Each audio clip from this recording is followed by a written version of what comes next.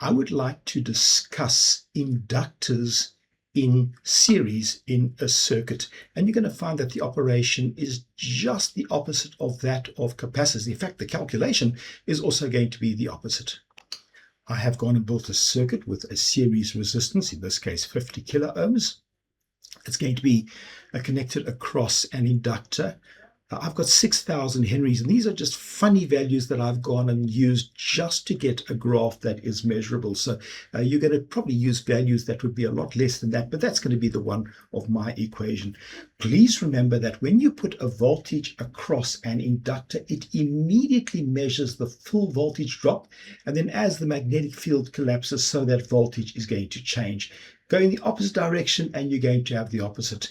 So whereas a capacitor reflects charging up its voltage, an inductor is going to take the voltage down from a maximum to a minimum value. So there's my single inductor that I've gone and put in, and you can see the trend that has been captured.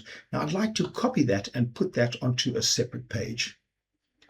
I've gone and put the image of a single inductor on the screen in front of you. Also, do remember that if you are looking at the time constant with a resistor and an inductor circuit, that calculation is going to be done as L over R. Now what I'm going to do is I'm going to take two inductors and I'm going to put them in series with each other. I'm going to use exactly the same value. So there's my first inductor, and that's going to be the second inductor marked as L1 and L2. Let's go and say that L1 is going to be 6,000 Henry, and L2 is also going to be 6,000 Henry. So the total inductance is going to be calculated as L1 plus L2, which is 6,000 plus 6,000, and that's going to give me 12,000 Henry.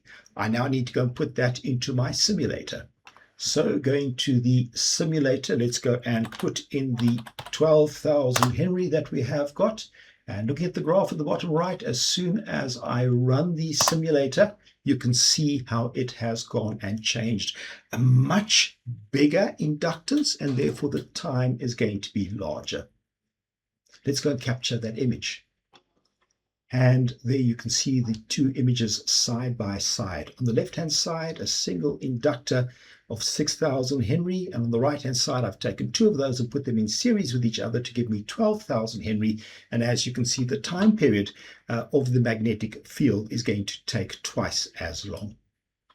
Sometimes we can remember all of these things and sometimes we can't. It doesn't make a difference as long as you have got a reference and you know where to go and find your answer. That's all that counts.